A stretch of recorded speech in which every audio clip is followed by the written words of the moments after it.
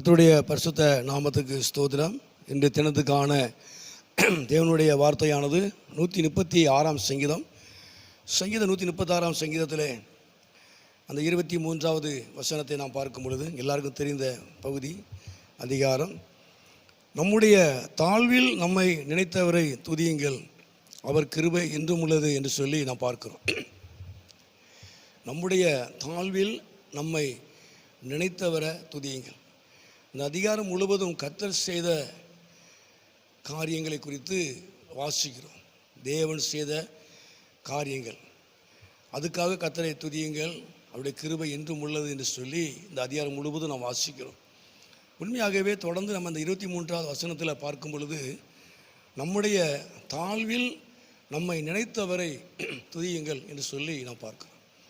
அதாவது நம்முடைய தாழ்மையை அவர் நினைத்தார் என்று சொல்லி பார்க்கிறோம். நம்முடைய தாழ்வில் நம்மை நினைத்தவரை துதியுங்கள், அவருடைய கிருபை என்றும் உள்ளது.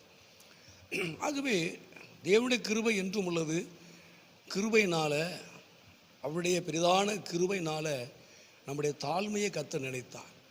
ஆகவே நாம் அவரை துதிக்க வேண்டும். நம்ம தாழ்மையிலே நம்ம நினைத்த தேவனை நாம் துதிக்க வேண்டும். லூக்கா 1:48 கூட நம்ம வாசிக்கிறோம். அடிமையின் தாழ்மையை நோக்கி பார்த்தார் என்று சொல்லி பார்க்கிறோம். அடிமையினுடைய தாழ்மையை அவர் நோக்கி பார்த்தார் என்று சொல்லி நாம் பார்க்கிறோம். அப்போ உண்மையாகவே இந்த நாட்களில் தேவன் நாட்களில் நம்முடைய தாழ்மையை அவர் நினைக்கிறார். சங்கீதத்திலே 40:37 கூட நம்ம வாசிக்கிறோம். அதாவது நான் சிறுமையும் எளிமையானவன், கர்த்தரோ என்மேல் நினைவாக இருக்கிறார் என்று சொல்லி நாம் பார்க்கிறோம். அப்போ ஆண்டவர் தாமே நாட்களிலே அவர் நம்மை நினைக்கிறார். நம்முடைய எளிமையை, நம்முடைய சிறுமையை, நம்முடைய தாழ்மையை அவர் நினைத்து அவர் நம்முடைய வாழ்க்கையில் ஒரு பெரிதான காரியங்களை அவர் செய்கிறார். ரெண்டாவதாக தொடர்ந்து அந்த 24வது வசனத்தை பார்க்கும் பொழுது நம்முடைய சத்துருக்களின் கையில் இருந்து நம்மை விடுதலை பண்ணினவரை துதியுங்கள். ரெண்டாவது எதற்கு நாம் அவரை துதிக்கணும் அப்படின்னா, நம்முடைய சத்துருக்களுடைய கையில் இருந்து நம்மை விடுதலை பண்ணினவரை துதியுங்கள். எல்லா விதமான போராட்டத்தில் இருந்து, அடிமத்தனத்தில் இருந்து நம்மை விடுவித்தவரை துதியுங்கள் என்று சொல்லி பார்க்கிறோம். அவர் கிருபை என்றும் உள்ளது. கிருபையினால் அவர் நம்மை சத்துருக்கள் கையில் இருந்து நம்மளை விடுவித்திருக்கிறார். விடுவித்த அவரை துதியுங்கள், அவர் கிருபை என்றும் உள்ளது. மூன்றாவதாக 25ஆம் வசனத்திலே வாசிக்கும் பொழுது மாம்ச தேகமுள்ள யாவுக்கும் ஆகாரம் கொடுக்கிறவரை துதியுங்கள். கிருபையினால் ஒவ்வொரு நாளும் நம்மை போஷித்து நடத்துகிற தேவனை துதியுங்க, அவர் கிருபை என்றும் உள்ளது. கிருபையினால் தேவன் நம்மளை ஒவ்வொரு நாளும் நம்மை போஷித்து நடத்துகிற ஒரு தேவன். கடைசியாக 4வதாக அந்த 16 வாசிக்கிறோம்.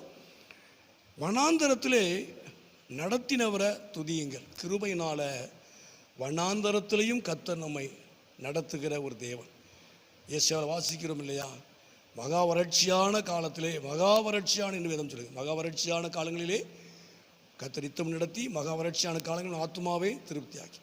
இப்போ எவ்வளவு வறட்சி வனாந்தரமோன்ற சூழ்நிலையில் இருந்தாலும் தேவனுடைய கிருபையினால் அவர் நம்மை நடத்துகிற தேவன். நம்ம நடத்தினவரை துதியுங்கள் என்று சொல்லி வேதத்தில் வாசிக்கிறோம். உண்மையாகவே இந்த நாட்களில் நம்முடைய தாழ்வில் நம்மை நினைத்தவரை நாம் துதிக்கணும். ரெண்டாவது, நம்முடைய சத்துருக்கள் கையில் இருந்து நம்மளை விடுதலை பண்ணினவரை நாம் துதிக்கணும்.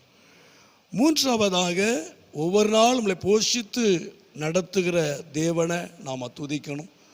நான்காவதாக, வனாந்தரத்திலையும் நம்ம நடத்தி கொண்டு வந்தவரை, நடத்துகிறவரை, இன்னும் நடத்த போதுமானவரை நாம் துதிக்கணும். இதெல்லாம் கிருபையினால் அவர் ஒவ்வொரு நாளும் நம்முடைய வாழ்க்கையில் அவர் அற்புதங்களை செய்து அவர் அதிசயமாய் நடத்தி கொண்டு வருகிறார்.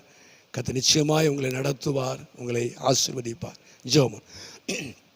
எங்களை அதிகமாக நேசிக்க நல்ல பிதாவே, அருமையான ஆண்டவரே, இந்த நேரத்துக்காக நன்றி செலுத்துகிறோம்.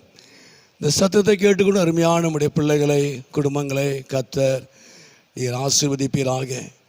ஆண்டவரே, எங்களுடைய தாழ்விலே எங்களை நினைத்தவரை துதியுங்கள் சொல்லி பார்க்கிறோம். எங்கள் தாழ்மையை நோக்கி பார்க்கிற தேவன், எங்கள் எளிமையை, எங்கள் சிறுமையை நோக்கி பார்க்கிற தேவன், சத்துருக்கள் கையிலிருந்து எங்களை விடுதலை பண்ணினவரை துதின்னு சொல்லி பார்க்குறோம். எல்லாவற்றையும் எங்களுக்கு விடுதலை கொடுத்த தேவன். ஒவ்வொரு நாள் நீ எங்களுக்கு ஆகாரம் கொடுக்கிறவர், போஷிக்கிறவர், வனாந்திரத்தில் எங்களை நடத்தி கொண்டு வருகிறவர். உங்கள் நன்றியோடு நாங்கள் துதிக்கிறோம். தொடர்ந்து நம்முடைய கிருபையினால் ஒவ்வொரு நாளும் எங்கள் வாழ்க்கையில் இது அற்புதங்களை செய்து அற்புதமாய் நடத்தி கொண்டு வருகிறதுக்காக நன்றி செலுத்துகிறோம். உம்மை துதிக்கிறோம். நாமத்தை மகிமைப்படுத்தும். எல்லாருடைய வாழ்க்கையிலையும் நன்மையும் கிருபையும் தொடரட்டும். இயேசுவின் நாமத்தை ஜெபிக்கிறோம் நல்ல பிதாவே. ஆமென், ஆமென்.